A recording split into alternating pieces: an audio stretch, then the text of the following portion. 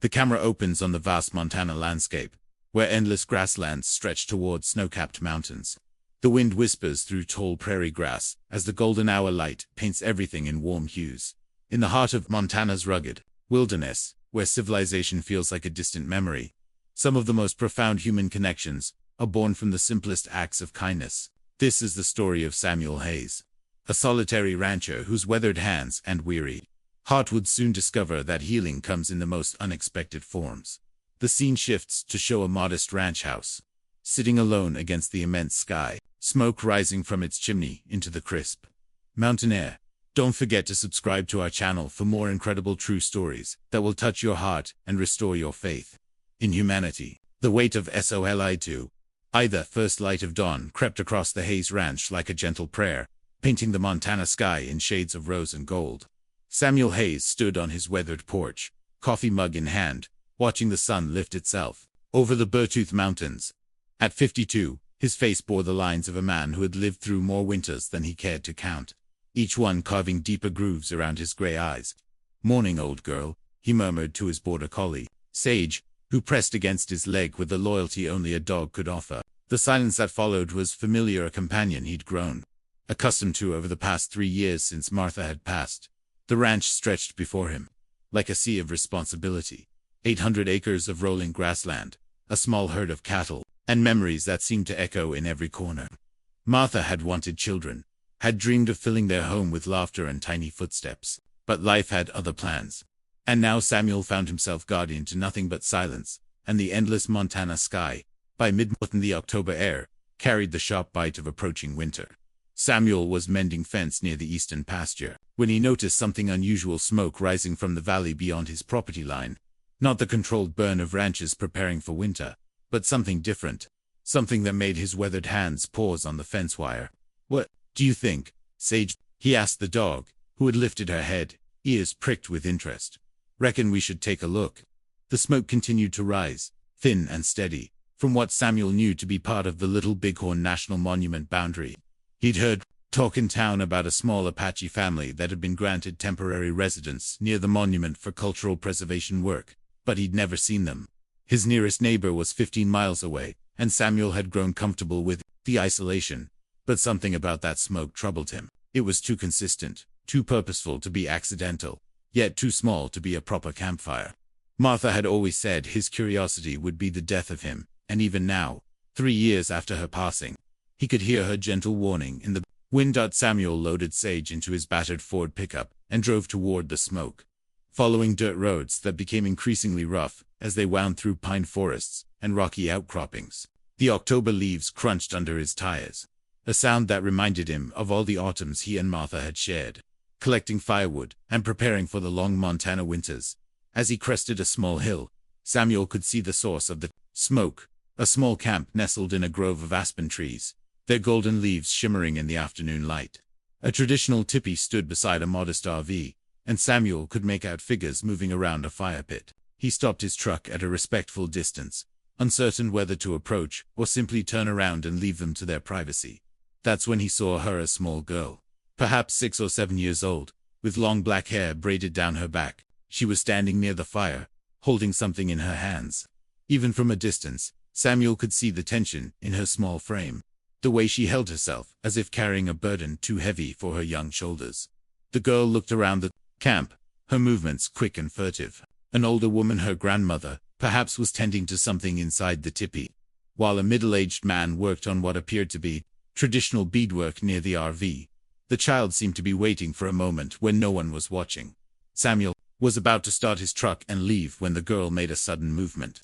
She threw something into the fire, something small and precious, judging by the way she had held it. The flames flared briefly, consuming whatever she had offered to them, and the child stood frozen, watching it burn. Even from his truck, Samuel could see the girl's shoulders shake. She wrapped her arms around herself, and though he couldn't hear her from this distance, something in her posture spoke of grief so profound it made his chest ache with recognition. The older woman emerged from the tipi, calling to the girl in a language Samuel didn't understand but recognized as Apache. The child quickly wiped her face and ran to her grandmother, who gathered her into a warm embrace. But Samuel had seen enough to know that something was deeply wrong. As he drove home, The image of the small girl throwing her treasure into the fire haunted him. He'd seen that kind of grief before in his own mirror. In the months after Martha's death, when he'd been tempted to burn everything that reminded him of their life together. The desperate need to make the pain stop, even if it meant destroying what you loved most. That evening, Samuel sat in his workshop, a converted barn where he spent most of his time these days. The space was filled with half-finished projects, furniture for the house, repairs for the ranch, and lately, small wooden sculptures that he carved to keep his hands busy during the long, quiet evenings. He picked up a piece of pine he'd been saving, feeling its smooth grain under his calloused fingers. Without really planning it, he began to carve. The knife moved almost of its own accord, guided by the memory of the girl's grief and the echo of his own loss, as the wood took shape under his careful hands.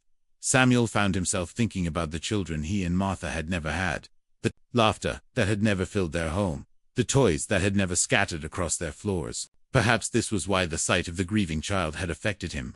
So deeply she represented all the pain he'd never been able to heal, all the comfort he'd never been able to offer. Outside, the wind picked up, rattling the workshop windows, and carrying with it the scent of approaching snow.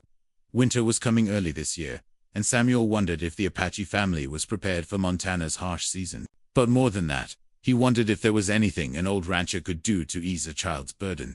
Even if he'd never learned how to ease his own. The gift of UNDRSTNDH 3 days passed before Samuel returned to the valley. And when he did, he carried with him a small bundle wrapped in one of Martha's old quilts. The wooden doll he'd carved was simple but carefully crafted, a little girl with long hair, dressed in traditional Apache clothing that he'd researched online, wanting to honor the child's heritage. The October morning was crisp and clear, with frost painting the grass silver in the early light. Samuel parked his truck at the same respectful distance as before, his heart beating faster than he cared to admit. What was he doing? A 52-year-old rancher, approaching strangers with a wooden doll seemed foolish in the harsh light of day. But as he sat there, gathering courage, he saw the girl again. She was sitting alone by the cold fire pit, poking at the ashes with a stick. Her grandmother and the man Samuel assumed was her father were nowhere to be seen, though he could hear voices from inside the RV, urgent, worried voices speaking in Apache. The child looked up as Samuel approached, her dark eyes wide with wariness. She was smaller than he'd initially thought, with the delicate features of someone who had seen too much sadness for her young age. She didn't run, but she tensed, ready to flee if this stranger proved threatening. "Hello," Samuel said softly, stopping several feet away. "I'm Samuel Hayes. I have a ranch just over that hill." He gestured toward his property, then showed her the wrapped bundle. I saw you the other day. You seemed upset, and I thought maybe this might help." The girl stared at him for a long moment, then at the bundle in his hands. She said nothing, but she didn't run away either. "My name is Ayana," she said finally, her voice barely above a whisper. "It means eternal blossom in Apache." Samuel knelt down, bringing himself to her eye level. "That's a beautiful name. Would you like to see what I brought you?" Ayana nodded hesitantly, and Samuel carefully unwrapped the doll. The child's eyes widened as she saw the carved figure, painted with gentle watercolors and dressed in soft leather clothing that Samuel had painstakingly crafted from scraps. "She looks like me," Ayana whispered, reaching out to touch the doll's wooden face. "I hoped she would," Samuel replied. "I saw you throw something into the fire the other day. I thought maybe you needed a new friend." Ayana's eyes filled with tears, and she looked toward the RV, where the worried voices continued. "I threw away my old doll. The one my mama made me before she went to the spirit world. Grandmother says I need to let go of my sadness, that holding on to mama's things makes the grief stronger." Samuel's heart ached with understanding. "How long has your mama been gone?" 6 moons, Ayana said, using the traditional Apache way of marking time. "The doctor people said her heart was too tired to keep beating. She was sick for a long time, but she still made me beautiful things." The child's voice cracked. "Miss her so much it feels like my chest is breaking." The rawness of her grief hit Samuel like a physical blow. He recognized it, the same pain he'd carried for 3 years, the same desperate need to either hold on to everything or destroy it all. "I understand," he said quietly. "My wife went to the spirit world 3 years ago. I wanted to burn everything that reminded me of her, because the missing hurt so much." Ayana looked up at him with eyes that seemed far too old for her face. "Did you burn her things?" "No," Samuel admitted. "But I put them all away, where I couldn't see them. I thought if I couldn't see the reminders, maybe the pain would go away." Did it work? Samuel was quiet for a moment, considering his answer carefully. No, it didn't. The pain was still there, but now it was mixed with regret. I wish I'd kept her things where I could see them, where I could remember the good times, instead of just the sadness. Ayana held the new doll close to her chest, her small fingers tracing the carved features. Grandmother says Apache people believe that when we die, we join our ancestors in the spirit world. She says Mama is watching over me, but I can't feel her anymore. Maybe, Samuel said gently, maybe your mama is still with you in different ways. In the way you laugh, or the way you're brave enough to talk to a strange old rancher. Maybe she's in the love that went into making that doll you threw away. And maybe she's in the love that went into making this new one. Before Ayana could respond, footsteps approached from the RV. A woman in her 60s emerged. Her silver hair braided with beads, her face lined with worry that deepened when she saw Samuel kneeling beside her granddaughter. Ayana, the woman said sharply in Apache, then switched to English. Come away from there. Samuel stood slowly, his hands visible and non-threatening. I'm sorry, ma'am. I didn't mean to intrude. I'm Samuel Hazai, have a ranch just over the hill. I brought your granddaughter a gift. The woman's eyes narrowed as she took in the wooden doll in Ayana's hands. We don't need charity from strangers. Grandmother, Ayana said softly, he carved this for me. He understood about Mama's doll. The woman's expression shifted as she saw the careful craftsmanship of the wooden figure. The attention to detail in the traditional clothing, the gentle expression carved into the face. This wasn't a mass-produced toy or a thoughtless gesture. This was art, created with love and respect. I saw her throw something into the fire, Samuel explained quietly. I recognized the grief. I lost my wife 3 years ago, and I understand what it's like to want to make the pain stop. The woman studied Samuel's face, searching for deception or ulterior motives. After a long moment, she seemed to find what she was looking for. I am Helen Crowfeather, she said formally. This is my granddaughter Iana. We are here because my son Robert is documenting traditional Apache stories for the Monument's Cultural Preservation Program. I'm honored to meet you, Samuel said, meaning it. I hope I haven't caused any offense. Helen's expression softened slightly. You said you understood about the doll she threw away. Samuel nodded. Her mother made it for her before she passed. Ayana thought she needed to let go of her grief by destroying what reminded her of her mother. The grief counselor at the hospital told us that holding on to objects of the deceased can prevent healthy mourning, Helen said, her voice heavy with doubt. But in Apache tradition, we honor our ancestors by keeping their memory alive. Maybe, Samuel suggested carefully, maybe there's a way to honor her mother's memory without holding on to the pain. This doll isn't meant to replace what she lost, meant to remind her that she's not alone in her grief. Ayana looked up at her grandmother, clutching the new doll tightly.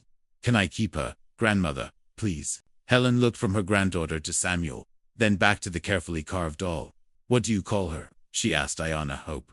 The child said without hesitation. Her name is Hope. Bridges across SUROW. The invitation came 2 days later, delivered by Ayana herself, who had walked the 3 miles to Samuel's ranch, with a fearless determination that only children possess. He found her sitting on his porch steps, Hope the wooden doll clutched in her arms, watching Sage herd imaginary cattle in the front yard. Grandmother wants to invite you for dinner, she announced, when Samuel emerged from the barn. She says, it's proper to thank someone who shows kindness to Apache people. Samuel wiped his hands on his work jeans, surprised by the warmth that spread through his chest. It had been years since he'd been invited anywhere, years since he'd shared a meal with anyone other than Sage. That's very kind of her, he said. When would she like me to come? Tonight, when the sun touches the mountains, Ayana replied, pointing toward the western peaks. And bring Sage. I told grandmother about your dog, and she wants to meet her. That evening, Samuel found himself more nervous than he'd been in years. He'd showered and put on his best flannel shirt, the one Martha had given him for their last Christmas together. He'd even trimmed his beard and brushed his graying hair, feeling foolish but unable to stop himself from wanting to make a good impression. The Apache camp was transformed in the evening light. Strings of small lights hung between the trees, and the fire pit glowed with welcoming warmth. The scent of cooking food, something rich and complex that made Samuel's stomach growl, drifted through the crisp air. Helen Crowfeather greeted him with formal courtesy, but Samuel could see the assessment in her eyes. She was still taking his measure, still deciding whether this lonely rancher was trustworthy. Beside her stood a man Samuel assumed was her son Robert, tall and lean, with intelligent eyes and the same careful reserve as his mother. "Samuel Hayes," Robert said, extending his hand. "I'm Robert Crowfeather. Thank you for your kindness to my daughter." The word hit Samuel like a gentle punch to the gut. Daughter, not granddaughter, which meant ... double quotes, Aiyana, is your daughter? Samuel asked, glancing at Helen. "Robert is my son," Helen explained, understanding his confusion. "When Aiyana's mother passed, Robert brought her to live with me while he completed his work here. In Apache tradition, grandmothers often raise the children, while the fathers provide for the family." Samuel nodded, filing away this information. The family dynamics were more complex than he'd realized, but the love between them was evident in every interaction. "Come," Helen said, gesturing toward the fire. "We have much to discuss." The meal was unlike anything Samuel had tasted. Apache foods prepared with ingredients Helen had gathered from the Montana wilderness, combined with modern techniques Robert had learned in his travels. There was acorn bread, wild berry stew, and roasted meat, seasoned with herbs that grew only in this high country. As they ate, Robert explained his work, documenting oral histories for the National Monument. "Many of the stories are being lost," he said, his voice carrying the weight of cultural preservation. "The elders who remember the old ways are passing on, and their children live in cities now, disconnected from the traditions. It's important work," Samuel said, meaning it. "This land holds a lot of history. More than most people realize," Helen added. "Apache people have been traveling through these mountains for thousands of years. Every rock, every stream has a story." Aiyana had been quiet during the meal, but now she spoke up. "Tell Samuel about the crying rocks, grandmother." Helen's eyes crinkled with the hint of a smile. "There are places in these mountains where the rocks weep natural springs that flow from cliff faces. Apache people believe these are the tears of mothers who lost their children, transformed into eternal springs so their grief could nourish new life." Samuel felt a chill that had nothing to do with the October air. That's beautiful and heartbreaking." "All the best stories are," Robert said quietly. "They help us understand that sorrow is part of the human experience, not something to be ashamed of or hidden away." As the evening progressed, Samuel found himself sharing stories of his own tales of Montana winters and stubborn cattle, of the grandfather who'd taught him to carve wood, of Martha and their dreams for the ranch. He hadn't talked this much in years, hadn't felt this connected to other people since his wife's passing. Aiyana fell asleep against his shoulder as he told a story about a coyote who had learned to open his fence gates, and Samuel felt a strange peace settle over him. The child's warm weight against his side awakened something he'd thought was lost forever, the protective instinct, the desire to be needed. "She trusts you," Helen observed quietly, watching her granddaughter sleep. "That's not common. Since her mother died, she's been afraid to get close to people." "I understand that fear," Samuel replied, carefully adjusting his position so I would be more comfortable. "When you lose someone you love, it feels safer to keep everyone at arm's length." "But you're here," Robert pointed out. "You took a risk, approaching strangers, making a gift for a child you didn't know." Samuel considered this.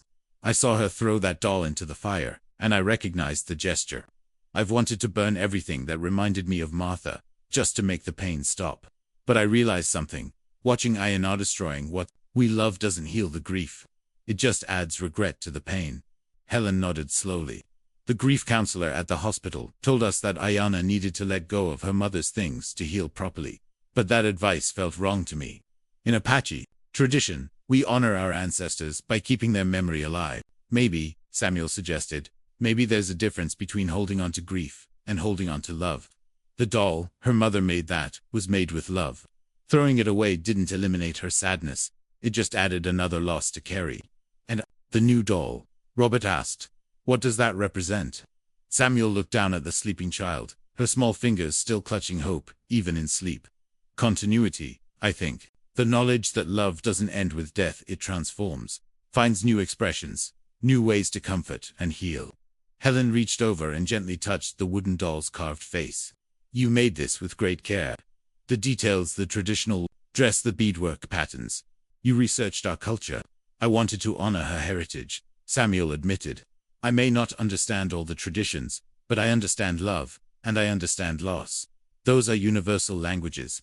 As the fire died down to glowing coals, Samuel carefully transferred the sleeping Ayanna to her grandmother's arms. The child stirred but didn't wake, and Helen smiled as she carried her granddaughter toward the RV. "Thank you," Robert said quietly, as they watched the woman disappear into the mobile home. For the first time since her mother died, Ayanna has slept peacefully through the night. Usually, she wakes up crying. "She's a special child," Samuel replied. "You're lucky to have her." "We all are," Robert agreed.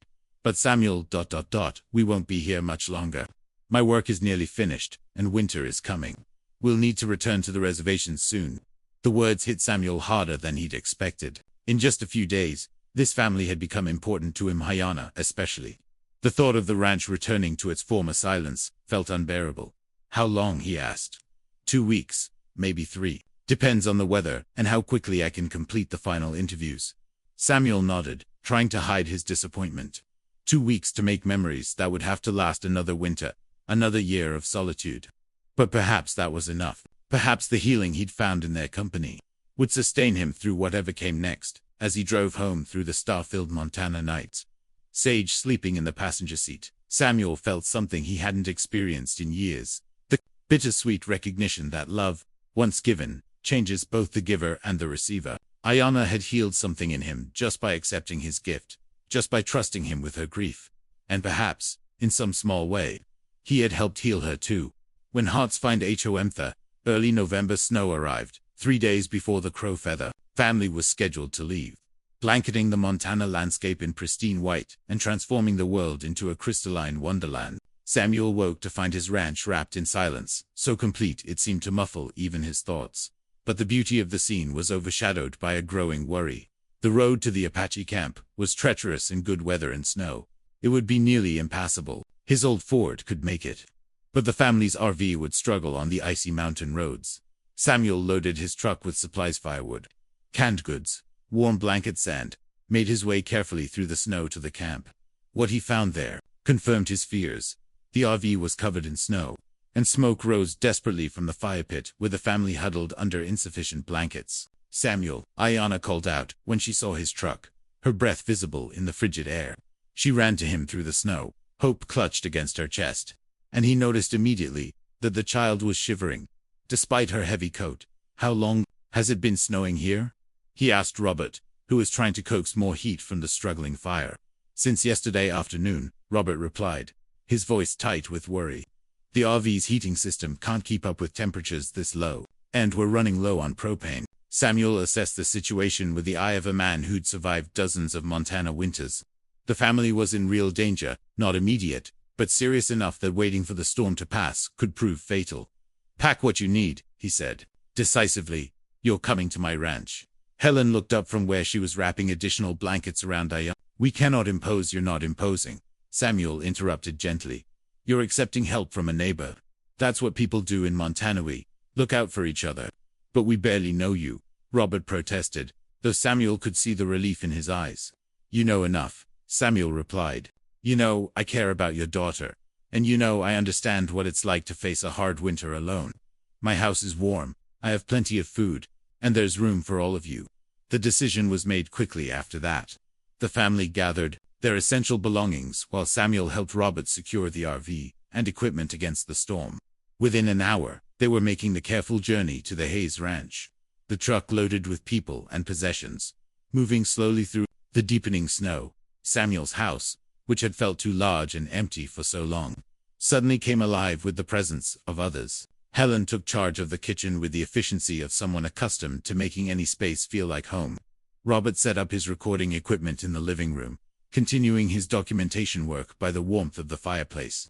And Ayanna explored every corner of the house with the fearless curiosity of childhood, hope never leaving her side.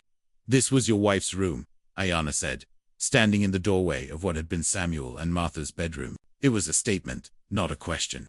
And Samuel realized the child had an intuitive understanding of the house's emotional geography. "Yes," he said simply. "How did you know?" "It feels like love," Ayanna replied, stepping into the room to examine the photographs on the dresser, pictures of Samuel and Martha through the years. From their wedding day to their last Christmas together, she was beautiful. Like Mama. Samuel's throat tightened. She was. She would have loved you. Would she have minded that we're here? The question caught Samuel off guard. He looked around the room that had been his private sanctuary of grief, now seeing it through the eyes of a child who understood loss all too well. "No," he said, and realized he meant it completely. She would have been happy to see the house full of people again. She always said a home wasn't meant to be empty. That evening, as the snow continued to fall outside, the house filled with warmth and stories. Helen cooked traditional Apache dishes alongside Montana comfort food, creating fusion meals that somehow perfectly captured the blending of cultures happening under Samuel's roof. Robert interviewed his mother for his project, recording stories that had been passed down through generations of Apache families. And Ayana, finally warm and safe, played with hope while Sage watched over her with the devotion of a guardian. "Angel, tell me about the doll Mama made," Samuel said, as he and Ayana sat by the fire after dinner. "What did she look like?" Ayana's face grew thoughtful. "She had black hair like mine, but longer. And Mama painted her face with berry juice to make her beautiful. She wore a dress made from soft doeskin, and Mama sewed tiny beads onto it, in patterns that told stories." "What kind of stories?" "Stories about brave women who protected their families. Stories about mothers who loved their children so much that even death couldn't break the bond." Ayana's voice grew quiet. "Mama said that when I held the doll, I was holding all the love she had for me." Samuel understood then why throwing the doll into the fire had been such a devastating act. It wasn't just about letting go of a toy, it was about severing the physical connection to her mother's love. "You know," he said carefully, "I've been thinking about that. About the doll your mother made, and the one I carved for you." Ayana looked up at him with those dark eyes that seemed to hold far too much wisdom for her age. "Maybe," Samuel continued, "maybe they're not meant to replace each other. Maybe they're meant to work together. Hope represents the future, ability to make new connections, to accept love from new people. But the doll your mother made, that represented the past, the love that shaped you." "I threw it away," Ayana whispered, tears beginning to fall. "I threw away Mama's love." "No," Samuel said firmly, gathering the child into his arms. "You threw away an object, but you can't throw away love. It's still here." He placed his hand over her heart. "It's still part of you." Helen appeared in the doorway, having heard the conversation. "In Apache tradition," she said softly, "we believe that love is like fire. It can be shared endlessly without being diminished. The love your mother put into that doll didn't disappear when you threw it into the flames. It transformed, became part of you, part of the story you'll tell your own children someday. And," Samuel added, "it's part of the reason I was moved to carve hope for you. Love calls to love, creates new expressions of itself. Your mother's love for you inspired me to show you love in my own way." Ayana cried then, not the desperate sobs of inconsolable grief, but the healing tears of someone finally understanding that love doesn't end with death. It evolves, finds new forms, new ways to comfort and strengthen. The storm lasted 3 days, and during that time, the Hayes Ranch became something it had never been before, a true home. The house filled with laughter and conversation, with the sounds of Helen's singing and Robert's stories, with Ayana's giggles as she played with Sage in the snow. Samuel found himself cooking meals for 4, setting places at a table that had been set for one for too long. He discovered that his workshop fascinated Robert, who had his own talent for wood carving, and the two men spent hours sharing techniques and stories. Helen proved to be a skilled seamstress, and when she noticed that Samuel's clothes needed mending, she set about repairing them with the matter-of-fact kindness of someone who understood that caring for others was simply part of being human. On the 3rd night, as the storm finally began to clear, Samuel found himself in the kitchen, with Helen, washing dishes while the others slept. "You've been kind to us," she said quietly, scrubbing a pot with careful attention. "More than kind. You've been family." "You've been family to me too," Samuel replied, meaning it completely. "I'd forgotten what it felt like to have people to care for." Helen was quiet for a moment, then said, "Robert has been offered a permanent position at the University of Montana, teaching Apache history and culture. He's been afraid to take it because he thinks it would mean abandoning the reservation, abandoning our people." Samuel's heart began to race, but he kept his voice steady. "What do you think?" "I think," Helen said carefully, "that home isn't always a place. Sometimes it's the people who choose to love you, even when they don't have to." The next morning dawned clear and cold, with the sun turning the snow-covered landscape into a field of diamonds. The family prepared to leave, gathering their belongings, while Samuel tried to hide his heartbreak. "I'll finish the documentation from the university," Robert said as they loaded the truck. "The stories are safe now, preserved for future generations. That's important work, Samuel replied, though his voice sounded hollow even to his own ears. Ayana was the last to say goodbye, throwing her arms around Samuel's waist with fierce intensity. Will you remember me? She whispered. Every day, Samuel promised, kneeling down to her level. And will you remember that you're never alone? That love finds a way to continue, even when people have to be apart. She nodded solemnly, then pressed hope into his hands. Keep her safe until I come back. Are you coming back? Samuel asked, hardly daring to hope. Daddy's thinking about the teaching job, Ayana said with the matter-of-fact confidence of a child who had overheard important conversations. And grandmother says home is where your family is.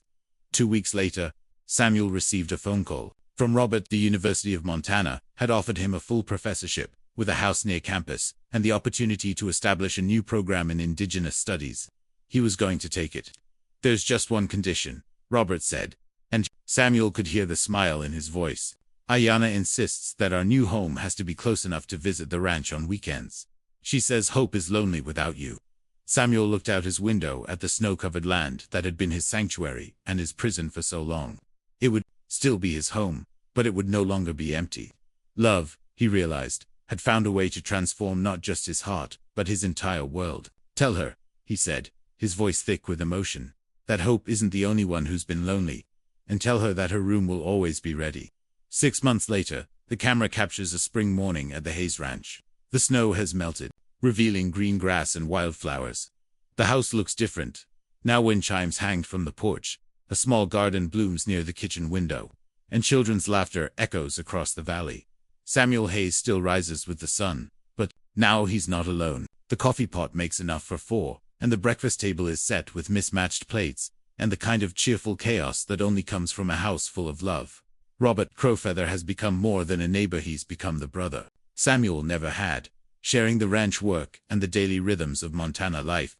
Helen has transformed the house into a home, filling it with a sense of traditional cooking and the sounds of Apache lullabies. And she's become the daughter Samuel and Martha always dreamed of having, a bridge between worlds. A living reminder that love transcends all boundaries. The camera shows Samuel in his workshop, teaching Ayana to carve her own wooden doll, while Hope sits prominently on the workbench, watching over them both. What will you name her? Samuel asks as the child carefully shapes the wood with small, sure hands. Tomorrow, Ayana says without hesitation. Because that's what Mama always said, that every day is a new chance to love someone. The final shot shows the family gathered around the dinner table, their faces illuminated by candlelight, their laughter mixing with the wind outside. It's a picture of what happens when hearts find home in the most unexpected places. This story reminds us that healing often comes through connection, that love transcends cultural boundaries, and that sometimes the most profound gifts are the ones we create with our own hands. If this story touched your heart, please subscribe to our channel and share it with others who might need a reminder that we're never truly alone in our grief, and that love always finds a way to continue.